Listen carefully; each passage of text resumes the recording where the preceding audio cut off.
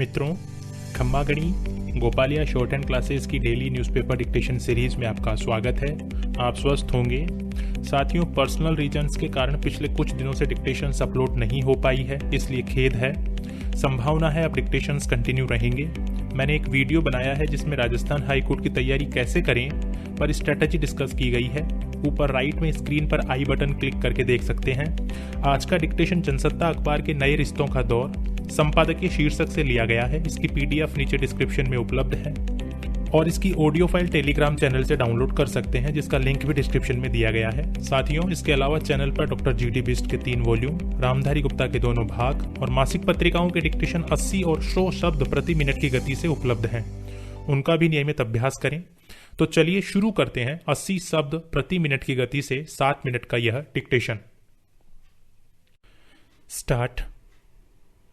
भारत और ऑस्ट्रेलिया के बीच हाल में जो समझौते हुए हैं वे दोनों देशों के बीच बढ़ती सामरिक भागीदारी को रेखांकित करते हैं। ये करार इस बात का भी प्रमाण है कि दोनों देश अब एक दूसरे के महत्व को समझ रहे हैं और भविष्य की चुनौतियों का मिलकर सामना करेंगे। गुरुवार को हुई यह शिखर बैठक इसलिए भी खास रही क्योंकि भारत और ऑस्ट्रेलिया के प्रधानमंत्रियों ने वीडियो कॉन्फ्रेंसिंग के जरिए वार्ता की और इसके बाद सैन्य क्षेत्र से जुड़े व अन्य समझौते हुए। हालांकि भारत और ऑस्ट्रेलिया के कारोबारी रिश्ते तो पहले से हैं और भारत अपनी ऊर्जा संबंधी जरूरतें पूरी करने के लिए ऑस्ट्रेलिया से यूरेनियम खरीदता रहा है।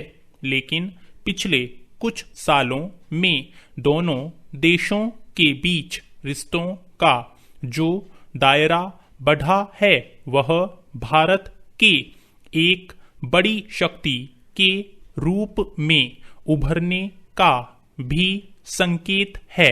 हाल में जो सबसे महत्वपूर्ण करार म्यूचुअल लॉजिस्टिक सपोर्ट एग्रीमेंट हुआ है उसका सैन्य सहयोग क्षेत्र पर जोरदार असर देखने को मिल सकता है। इस करार से दोनों देश एक दूसरे के सैन्य ठिकानों और सैन्य सुविधाओं का इस्तेमाल कर सकेंगे। इसे इस रूप में भी देखा जा सकता है कि दोनों देशों की सैन्य गतिविधियों का दायरा अब तेजी से बढ़ेगा। पैरा। इस बात से कतई इनकार नहीं किया जा सकता कि एशिया में भारत और ऑस्ट्रेलिया के इस सामरिक गठजोड़ पर उसकी निगाहें होंगी। ऐसे में दोनों देशों के बीच हुआ यह सामरिक समझौता चीन पर एक दबाव का भी काम कर सकता है। भारत चीन सीमा विवाद दशकों पुराना है और समय समय पर चीन भारत के लिए मुश्किलें पैदा करने से बाज नहीं आता। एशिया में भारत को अलग थलग करने के लिए उसने पाकिस्तान के अलावा नेपाल, श्रीलंका, मालदीव, बांग्लादेश जैसे देशों को भी अपने प्रभाव में ले रखा है।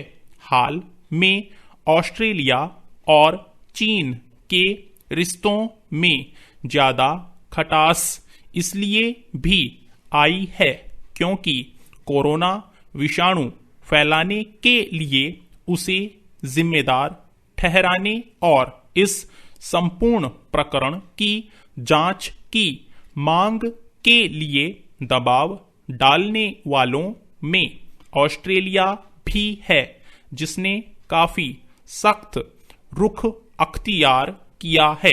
इसके अलावा पिछले कुछ सालों से दक्षिण प्रशांत क्षेत्र में चीन की सैन्य गतिविधियां जिस तेजी से बढ़ी है, वह क्षेत्रीय शांति से कम बड़ा खतरा नहीं है। दक्षिण चीन सागर में चीन के सैन्य अड्डे और श्रीलंका व मालदीव के जरिए हिंद महासागर क्षेत्र में चीन के विस्तारवादी कदमों ने अमेरिका, भारत और ऑस्ट्रेलिया की नींद उड़ा रखी है। ऐसे में MLSA को ज्यादा टालना दोनों देशों को भारी पड़ता। पैरा एशिया प्रशांत और हिंद महासागर क्षेत्र में चीन के बढ़ते कदम को रोकने के लिए अमेरिका, जापान, ऑस्ट्रेलिया और भारत पिछले कुछ सालों से काम कर रहे हैं। इस मामले में अमेरिका, भारत और ऑस्ट्रेलिया को इसलिए भी तवज्जो दे रहा है क्योंकि कभी चीन के खिलाफ मोर्चा खोलने की जरूरत पड़े तो दो बड़े सैन्य सहयोगी उसके साथ रहें। ऐसे में अगर भारत और ऑस्ट्रेलिया के बीच सामरिक समझौते होते हैं तो इससे इन चारों देशों के सुरक्षा चक्र को और मजबूती मिलेगी।